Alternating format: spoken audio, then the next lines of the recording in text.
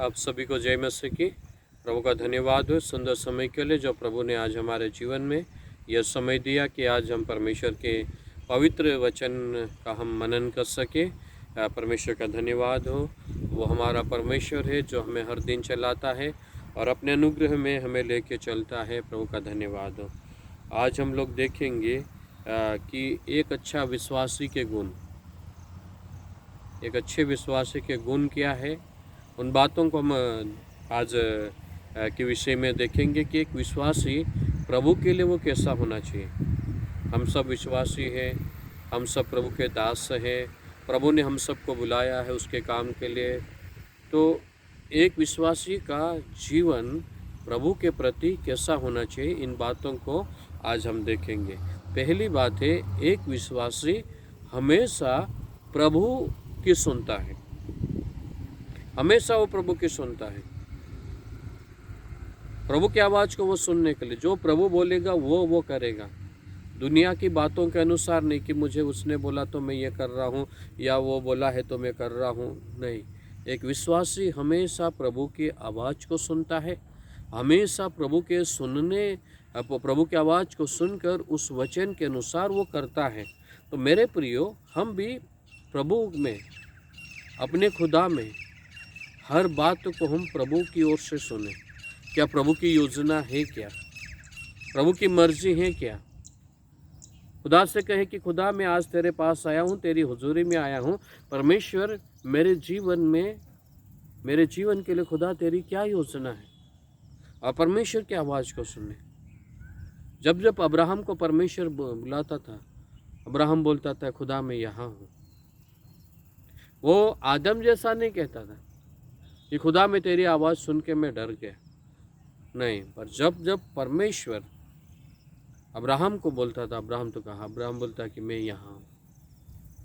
तो परमेश्वर से कहता कि मेरी उपस्थिति में चल और सिद्ध हो जाए। हमेशा खुदा की आवाज़ को सुनना। एक विश्वासी हमेशा परमेश्वर की आवाज़ को वो सुनता है। दूसरी बात, एक विश्वासी परमेश्वर के वचन को ग्रहण करता है। अपने जीवन में परमेश्वर के वचन को वो ग्रहण करता है।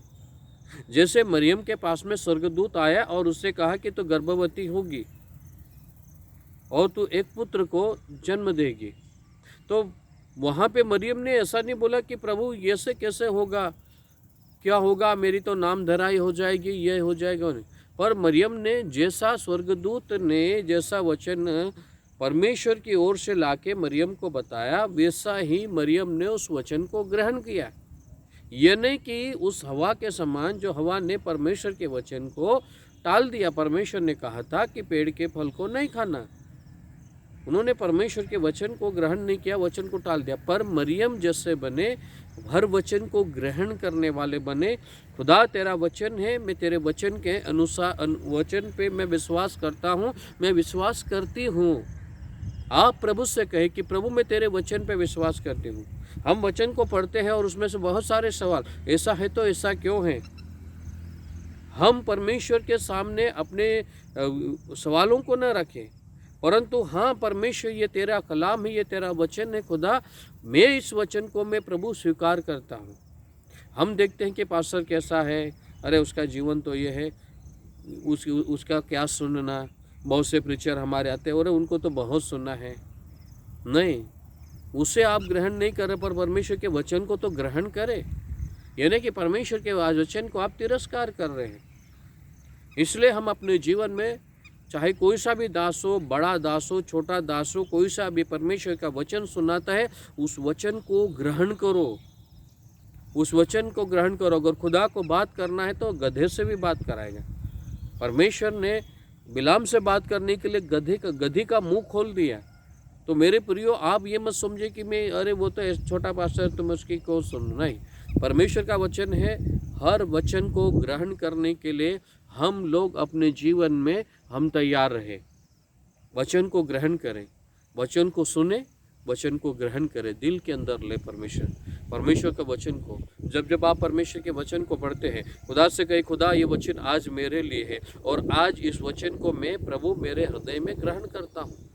इस वचन को मैं ले लेता हूँ प्रभु, इस वचन को मैं ले लेता हूँ प्रभु। हाँ मेरे प्रियो, आज कि इस समय जब आप परमेश्वर के वचन को सुन रहे हैं या किसी दास के द्वारा परमेश्वर के वचन को सुनते, उसे ग्रहण करें, उसे ले अपने जीवन में, परमेश्वर का वचन ग्रहण करें। जैसे मरियम ने लूका उसका पहला अध्याय 26 से 38 वचन तक उस वचन को उसने ग्रहण किया, वैसे ही हम लोग परमेश्वर के वचन को ग्रहण करें। तीसरी बात, एक अच्छे विश्वासी का गुण यही, हमेशा वो प्रभु के लिए तैयार रहता है, प्रभु के लिए तैयार रहता है, सेवा के लिए तैयार रहता है, प्रार्थना के लिए तैयार रहता है, आराधना के लिए तैयार रहता है, दान देने के लिए तैयार रहता है, प्रभु के काम के लिए वो हमेशा तैयार रहता है।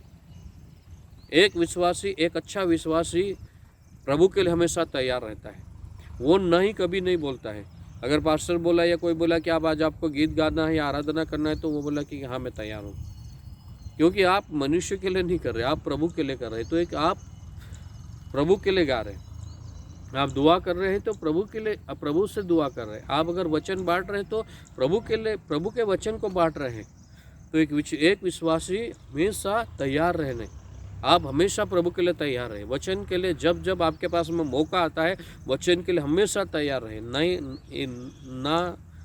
बोले, नहीं बोले, हाँ प्रभु के वचन के लिए मैं तैयार हूँ, हमेशा तैयार हूँ, सेवा के लिए देने के लिए तैयार हूँ, प्रभु के काम के लिए तैयार हूँ, उसके हर भले काम के करने के लिए मैं तैयार हूँ। अपने जीवन में हमेशा हम तैयार रहे प्रभु के लिए। पौलुस कहता है कि मैं भरकस हर समय में तैयार रहता हूँ, हर समय वो तैयार रहता है। रोमियो 1 का 13 और 14 और 15 वचन पढ़ोगे तो वहाँ पे पौलुस कहता है कि मैं हमेशा तैयार हूँ। हाँ मेरे प्रियो, हमेशा प्रभु के लिए तैयार रहे, क्योंकि प्रभु यीशु मसीह आने वाला है। तो हम हमेशा प्रभु के लिए तैयार रहे, उसके काम के लिए तैयार रहे, उसकी बाट जोते रहे, उसकी सेवा के लिए तैयार रहे। हर चीज़ों के लिए एक विश्वासी तैयार रहता है। चौथी बात है, एक विश्वासी अपने जीवन में सहायता के लिए वो मनुष्य को नहीं देखता है, अपने सपोर्ट के लिए या अपने जो जीवन में जो ज़रूरतमंद चीज़ें हैं उन चीज़ों के लिए वो परमेश्वर को देखता है, वो परमेश्वर को देखता है। सहायता के लिए वो मनुष्य को नहीं देखता है, वो सहायता के लिए परमेश्वर को देखता है, परमेश्वर की ओर देखता है।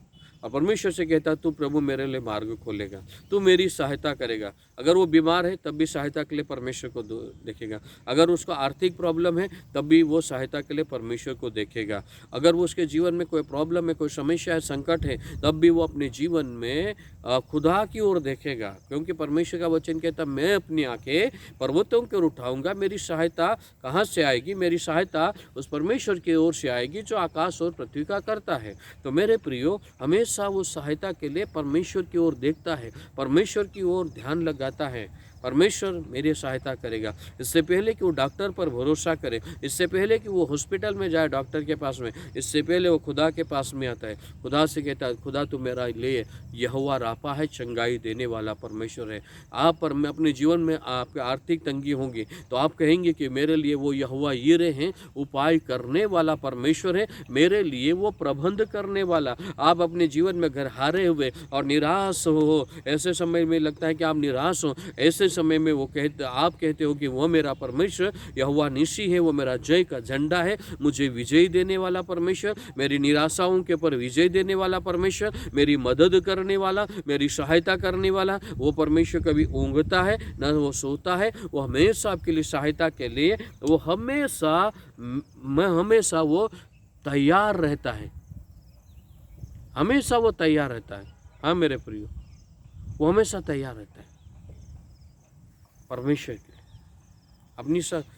अपनी सहायता के लिए वो खुदा की ओर देखता है, मनुष्यों के लिए नहीं कि यहाँ से मेरा सहायता हो जाएगी, वहाँ से मेरी सहायता हो जाएगी, इधर से मेरा सपोर्ट हो जाएगा, इधर से मेरा ये कुछ हो जाएगा, इधर से मेरा फायदा हो जाएगा। नहीं, मनुष्यों की ओर हाथ नहीं। वचन कहता है श्रापित है वो इंसान जो मनुष्यों पर भरोसा करता है। हम मनुष्यों पर भरोसा न करें, परमेश्वर पर भरोसा करें। परमेश्वर तेरे लिए उत्तम राह खोलेगा, परमेश्वर तेरे लिए बेस्ट राह खोलेगा, परमेश्वर तेरे जीवन में अद्भुत कामों को करेगा। इसलिए एक विश्वासी अपनी सहायता के लिए खुदा के लिए देखता है। पांचवी बात है, एक विश्वासी प्रेम करने वाला होता है, वो प्रेमी होता है। कलीसिया में लोगों से प्रेम करता है, परिवार में, घर में बच्चों से, परिवार में सारे लोगों से प्रेम करता है। एक विश्वासी प्रेम करने वाला होता है। वचन कहता है कि प्रेम नहीं तो कुछ भी नहीं, प्रेम नहीं तो कुछ भी नहीं। इसलिए हम प्रेमी विश्वासी बने, खुदा के हम परमेश्वर के में, प्रभु में, यीशु मसीह में हम प्रेमी बने, हम प्रेम करने वाले बने मेरे प्रियो, और परमेश्वर की महिमा हम अपने जीवन से करते। छठी बात है, एक अच्छा विश्वासी क्षमा करने वाला होता है।